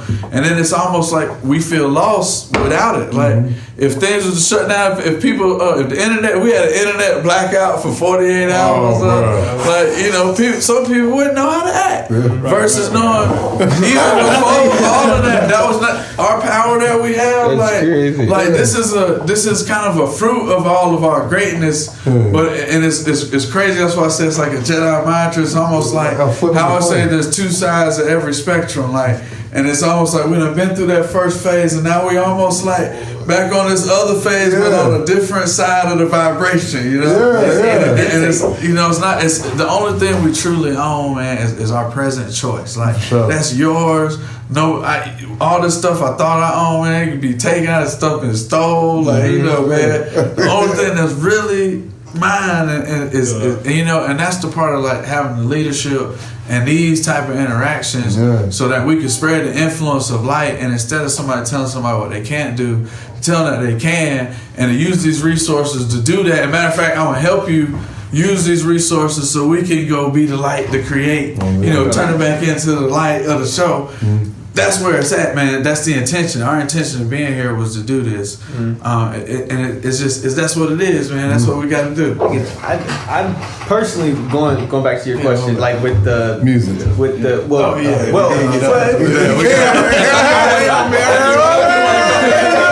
that seemed like yesterday. The music. With the music, I think personally when people sell their souls to the devil, I think they're really selling, as you said, they're selling their consciousness towards selfishness. Like if you look at, I know the Dream always talks about it. He's one of the big. Not the Dream. The Weeknd. I'm sorry. The Weeknd. Okay, yeah, he is a big advocate for that. And I think, well, I don't want to go into naming rappers who were like very selfish because there are probably a lot of them out there, right? But if you look at the spectrum of the amount of wealthy people who hold their dollar and they want, let's look at the Trump era, right? Mm-hmm. You look at a tax break that is benefiting the top 1%, or even we can push it to the top 8%, right? Mm-hmm. So, and they have the head director of Disney even came out and said, I'm benefiting from a tax cut that I don't even need personally. Mm-hmm. So when you have a selfish, devilish mentality, then I believe that's a set of consciousness. But when you have a godlike mentality and a mentality to share with others, to break bread, to change a loaf of bread to feed a plethora of people instead of just yourself, then you're creating a godlike consciousness. And relating that back to music, I think, for one, music is one of the leading ways into vibrational frequencies, because if, like you were saying earlier, so the new music now is led in what was the key? The E. It's led in the E key, and the classical music back in the day was in C. So even if we differentiate that now, we had more of a process to where we used our brain and we tried to trigger neurons and dopamine to a frequency level. Well, go ahead. So like, all right, going back to like prayer, meditation, the use of psychedelics, anything that involves introspection and going into this brain, which is attached to your soul, because the brain is the smartest piece of computer in the world. Like whenever you're praying, right, the intent is behind it. So like whenever you meditate or when you think, whatever you think becomes, because thought is the seed of action. Action is the seed of reality, you know? So whenever you are reciting lyrics, going back into that like devil or whatever you recite, like whenever you spit a bar, like I got bars in Atlanta, like you're reciting those, you're chanting it. So therefore that is what's mentally there. So that is how your reality becomes that. It's a mantra. Like when y'all know what a mantra is? Yeah. Okay. So like when people are in church, for those of you who don't know what a mantra is, when people are in church and they're saying hallelujah, they're speaking a mantra to reach a higher form of consciousness. Mm-hmm. Like when people are meditating, they go they're trying to unlock a chakra in order to get a different sense of energy within their body. It's an introspective scope on how to attain a higher energy level. So with these songs, well, Machi, I'll play devil advocate and say like all mantras are not like necessarily the higher form of consciousness. Our mantras are you're designed to like go to the base form. Well, that's what I was getting at. That's what I was getting at with the music. So like we have so we have like think about Big Sean's song that came out back in the day, ass. Like did play that song? Yeah, exactly. We were all bumping it at one point because it was hype. Yeah. But once we understood that there is no content to this, it's just strictly a repetition of one word. And you just see ass. To ping pong back, like even where with the music and first on selling the soul thing, like if that's the intention of why they did it and they did it for that, and now their actions are in that way of creating a difference, you know, that's the power of it. But like music is definitely, I think, magical in the way of a different level of frequency. Like it can affect your mood, it can, you know, and then I think a difference of where it is now is like even it goes back to intent. Like what's my intent of even making a song, or maybe even being in the spirit, or maybe making a love song, or maybe making something to just tell my boys to get crunk, whatever it is.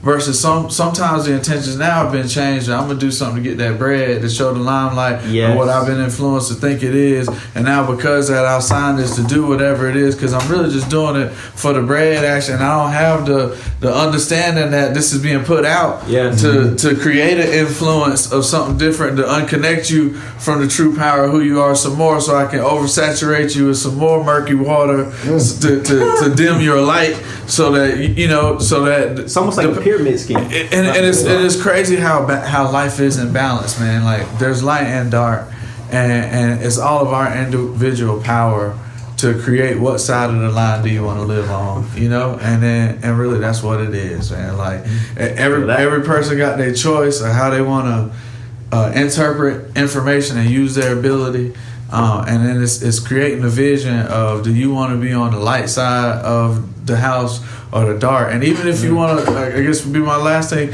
is if you come to a decision, if you're ever at a point that you really don't know, look at both of them, create a box and say, this is what it looked like, and feel like if I go do this vibration of the action, and this is what it looked like, and it feel like if I'm gonna go do that vibration of the action, and whichever one give you the most joy or juice behind it, that's what you should go do. It's kind of like I was talking to and do it in the music too.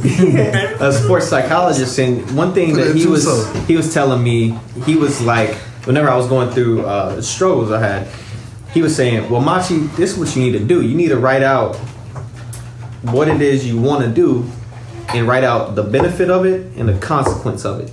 So if you want to go out and, let's say, juggle the soccer ball, right? If I go out and juggle, the benefit is that I get my touches better, and essentially my foot speed might get better as well. Now the consequence of it might be I'm not paying attention to the homework that I might have to do at 12 p.m. that night or 12 a.m. that night, right? Another one is like, okay, I'm gonna go out drinking tonight. What is the benefit? The benefit is I like to go have fun and be social, but the consequence is I'm poisoning, like literally putting poison into my body. So there are pros and cons with the decisions that we make, and we have to be aware. Like self-awareness is one of the biggest things that we can be as individuals and a collective and leaders. Yeah. So leadership. Yeah. So if we step up in the area of teaching self-awareness and how to promote it, then we can create more leaders that look like us and that look different than us as well. We all have a collective mentality to grow the world. It's like leaders empowering leaders. Exactly. You know what I'm saying? Helping each other. It's like what Dalai Lama said. Dalai Lama was like, if we have this is crazy. We have every third grader in the world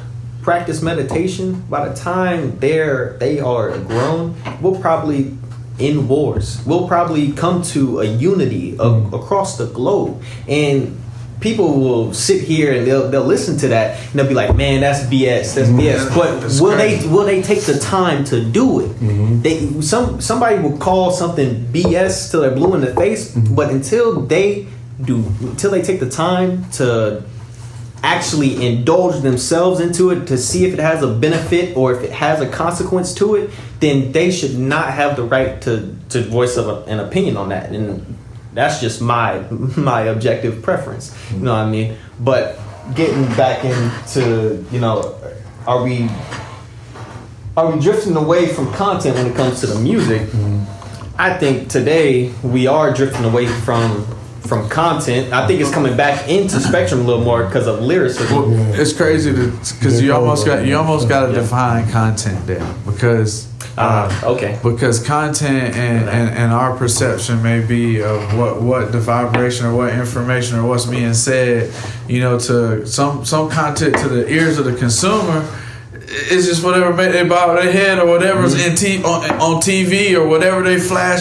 They go flash something in front of me to say, "Hey, y'all, this hot," And then now, if I don't have nothing that's got them, why I'm even, you know what I mean? Like, so it's weird because the powers that be and the way influence is, and even we talk about the social media and like the intention and vibrations of music, even how people who in the beginning were putting out good soul music for good vibes, and that music was taken by people in power and signed in a way that even the rights to your music, every time we play it, we gonna get paid, and we gave you your money for what we got. If you think about like really what the consumer is being exposed to when we're talking about access and exposure, the consumer's being exposed to things to create an agenda, usually to create profit. And so if that's the vibration and reason of the music, and that's what's cool about what we can do, what we got the light to do, is to put out some real music for some real soul, just because we love music and want to do it and can, and then because it's authentic, you get some followership by some other real people. We were talking about that real network we're trying to put out there in 100 cities, that's what I think is our progressive purpose, to share light and show that we better together. And the way to do that is respect, man. It's got to be built on respect, you know. And that's it. I don't know. It'd be the truth, though, man. So do y'all think that music nowadays? Cause like, all right, how many of y'all heard the song by 21 Savage a lot? Oh yeah. So y'all seen the visuals for it though? Yeah. I have. So I don't even watch it. So like that is one. It is a must see. So if you're looking at like what he's saying with the visuals, like the words are one thing if you heard it on the radio or something you vibe to, but if you actually watch the video, it's showing us as a people living in prosperity and how we could be living. Shows us in the mansion, like we're all dancing, everybody's happy. But then around the table, it cuts to a scene where it's showing what we could be, and then the reality of the situation we're in right now. And I thought to myself, I said, that's deep. Yeah, that's dope. That's the intent. That was cool, right? And see, because that it's kind of like us growing with technology, but then again, because like words aren't words anymore. Like, you know what I'm saying? Like if you say it, like the double meaning of I, like that's I. Oh yeah, that's I. Like, you know what I'm saying? Or tone. Yeah, like everything has changed, and even going. I mean, it's so interesting to see how like us go from instrumentals, which speak in their own way through their frequencies, versus us going to music with words, and now words have to be perceived. So and my answer, I guess, to the question directly, just because there's so much music that I don't know of, and I wouldn't be able to say, like, in my mind, content may have lost some intent over some time, but I still think right now it's people. I don't think it has, because I think it's people out there making music because they love it and putting good content. Like I went to Nashville a couple weeks ago, like it's people still out there getting it for a good cause, you know. Just like what we're exposed to in the media, and the reason that vibration is out there is usually for a profit. You know, it's not usually just because it's good music and we're just raising the spirit to give some praises and just jam and really come together and throw up some heavenly praise. You know, I guess that's just different. And I think for me, kind of as far as the mumble rap versus lyricism, like, you know, I still listen to a lot of '90s hip hop. So like back, like when I listen to that, it's like, oh man, I got all these options. But then kind of now, granted, so when I got a little older, I used to listen to exclusively rap, and then eventually I expanded, and I was just like, man, I'm missing all rock and roll and classical music and techno. Like I'm like, man, I'm missing all this music. But essentially, I guess kind of keeping on the subject of rap, it's like now it's just like someone's just like, oh, who you listening to? Back then I used to be able to like name off. Now I'm just like, well, Childish Gambino, J. Cole. Like, I count on my fingers now. I could just keep going. Sure. But now, as far as lyricism goes, I count on my fingers, man. Some people almost get offended when you name some people. It's like, yo, that's what I listen to. But man, like, yo, content and like, it's like you don't like Migos. What's wrong with you? Hey, it's just a lot of hype and no substance. You know what I mean? Migos like, have no substance. That is straight hype. We can hit a main point though. It's like, how do you use that intent, right? Because you can listen to this and go like work out with it. That don't necessarily mean that. I get it. Doesn't mean that go out and do something. You go get it in the gym. But like our level of like language now and how we evolve into this is like. It is like we're at a pivotal point. Like, bro, like you understand, like, what skirt means, like, you know what I'm saying? Like, you know what skirt means, like how we know what skirt means? It blew my mind, but we know already. We know a hit's gonna come. Right? We understand like some hype. Yeah, but the average person will understand, like, that's you screaming, you know what I'm saying? Loud and pop, like skirt, like it blows my mind, because like. I mean, all they do is make noise now. Like, so I guess you gotta be careful on how you use the frequency, because at the end of the day, the frequency is gonna have an effect. And that's the part of the leadership, being responsible, having some morality to it, like, because that's why I say we all leaders, how we all influence the environment. Like, even if I came in here and sat down and I was upset, like, y'all would feel that it would influence the environment. Like, And I think it's I always try to make it simple. Like the 4 things that I try to see if I'm following somebody, just because any good leaders, I would follow any of y'all for a righteous intent. Like if we're trying to do something for some real thing, hey, I'm ready to roll. And it's integrity first. Look yourself in the mirror. Humility, man. Like we all out here. We out here in this environment. That's the reason. Like. We're trying to do this so we all can live prosperously, if that's a word. Like, respect, man, have respect. And then vision, like if we gonna lead, where we going? What's the intent? Where we going, Exactly. Yeah, that goes with the intent of content, because I don't know if you guys ever watched Johnson Family Vacation, but there's a line in there that I always remember from Cedric the Entertainer. He's like, back in my day, every song on the album had to be good. Now you have like 2 songs you consider yourself having a record, So it's like, I guess is the content. Why they even doing it? It might be because producer said I'm gonna give you this to go do that, and now the real intent of what's happening is the producer's influence to backway get some people to show up him buy these records. Like that's the reason I did it. And that's like I wonder, like to go back what you were saying, do you think that these rappers are actually selling their soul? That could probably just be how we was talking about the Bible. It's not literal, but in the sense of, man, I don't care what I put out there. I know it's gonna get into your head. Right? I don't care what I put out there as long as it made money.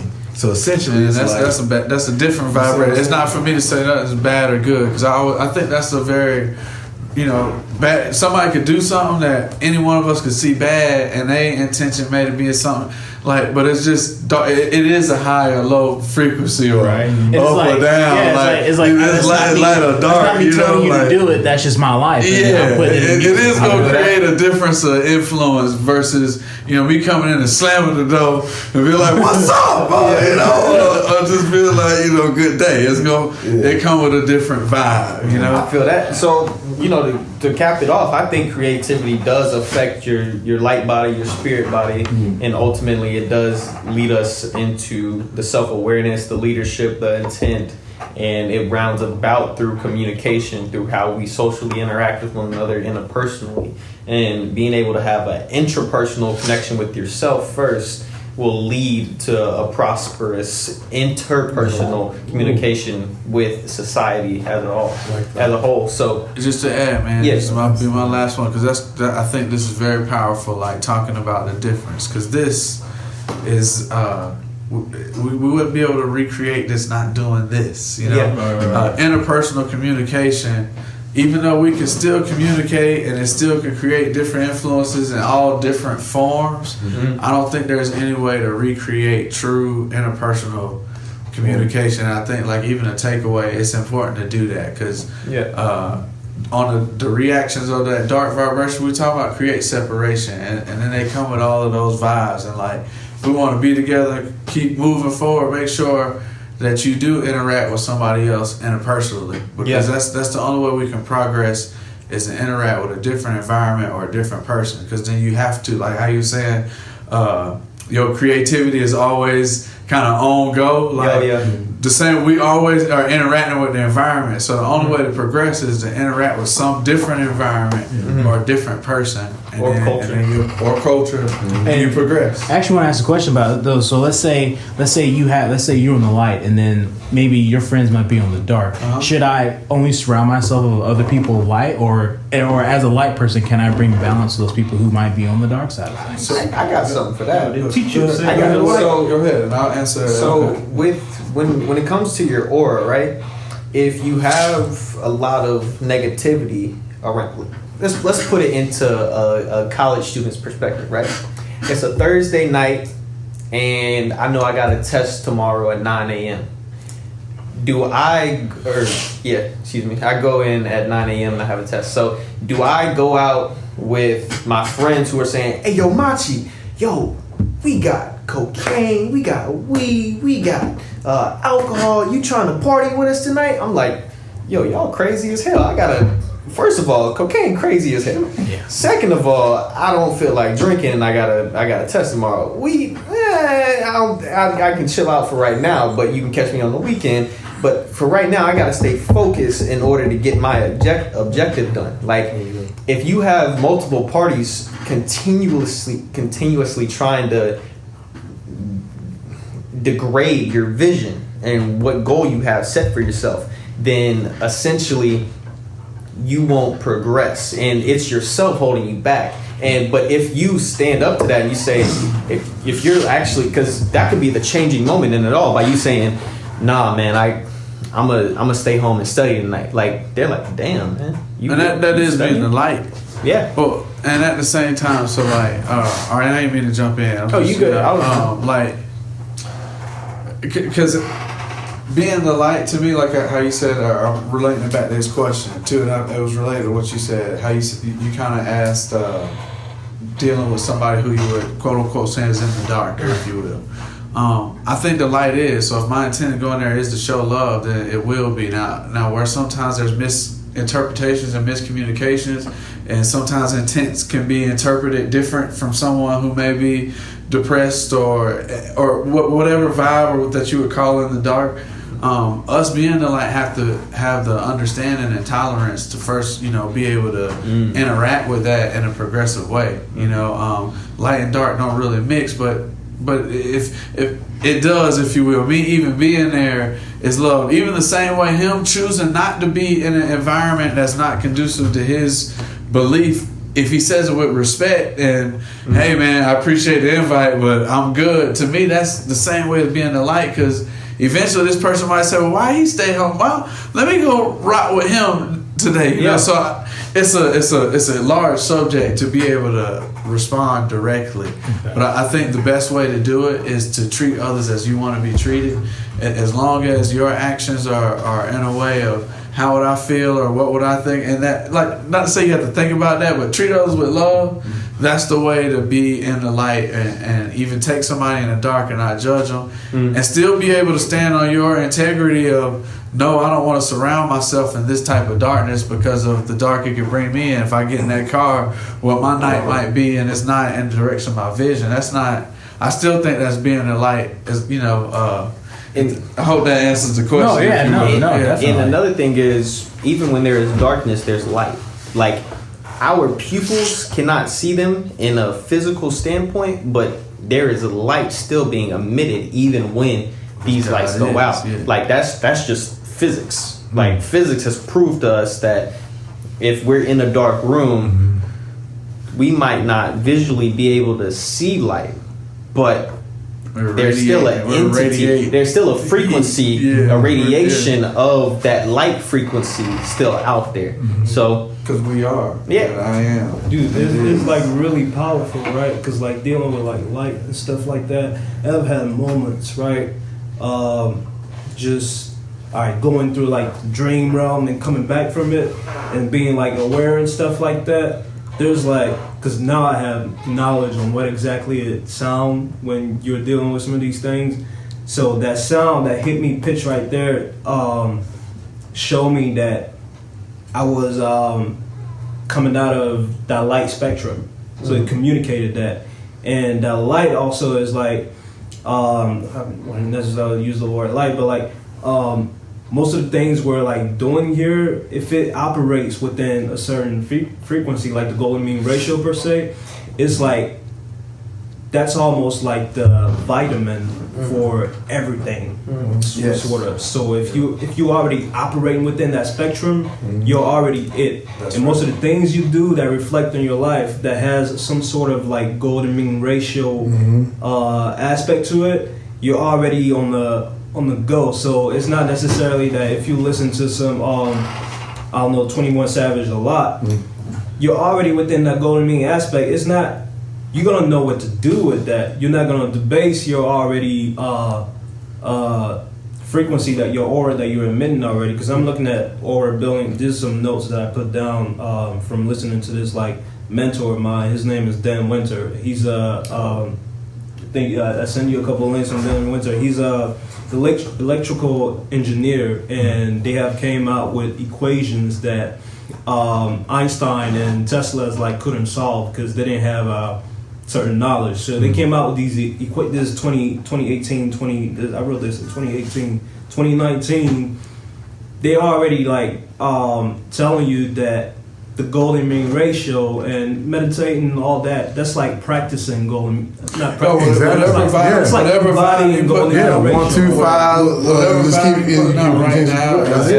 Even if you play the frequency, it will show you on the frequency spectrum, for example, this is high pitch frequency, this is low pitch frequency, like physics. It will like tell you that, but we have to like translate it in the language of being human and earth and like how the things we like. But we have to understand the power of it. See, that's the power of thought. If we understood the power of thought and how, because thought is the one in that ratio as time goes on, then action, because thoughts become things over and over again, and then things. Actions are the truth. Yeah, thoughts become your actions. That's. I mean, it's crazy, and we haven't. I mean, it's crazy to think about how much we don't know that we already know about ourselves. Sheesh. That's It's crazy. It's like that turbine. That juice that's always running. You just don't know how to interpret the juice yet. Yeah. It's, That's big facts. Man, thank y'all for the great discussion, man. This has been great. Before we break it down, though. It's like, this sounds fun. Before we break it down, though, I'd like to give Dexter and Byron a moment to, introduce your platforms, promote anything. I know you were promoting on Snapchat the other day about the McDonald's, was it? Oh, Ronald McDonald House, yeah. Yeah, Ronald McDonald House fundraiser. So. Yeah. Well, that's just, I'm on the board for Ronald McDonald House. I'm an entrepreneur in the area. As far as Ronald McDonald House, that does stuff for kids that are in the NICU and families that may not be able to get hospital rooms and things like that. So the McDonald's Corporation build facilities throughout the world that allow parents to stay with their children even whenever they're in the hospital free of charge. On the business and professional side, I'm an entrepreneur. I'm a budding real estate developer. I own a staffing agency, APS, or Aiken Personnel Services. Somebody that tries, and I believe in the golden ratio, the Fibonacci sequence. I believe that we are powerful, and I'm just somebody that tries and just gets stuff done. I'm 29. Just a typical 29-year-old doing things, but just understanding the power within and getting it done with that power, And I'm glad I'm a part of this group of people. So thank you. Awesome. Yeah, it is. I'm just Byron Bush, just a humble guy with good family, good friends out here trying to do good things in a peaceful, positive way. Bright, bold entertainment, peaceful and positive. I do engineering, IT staffing, and recruiting.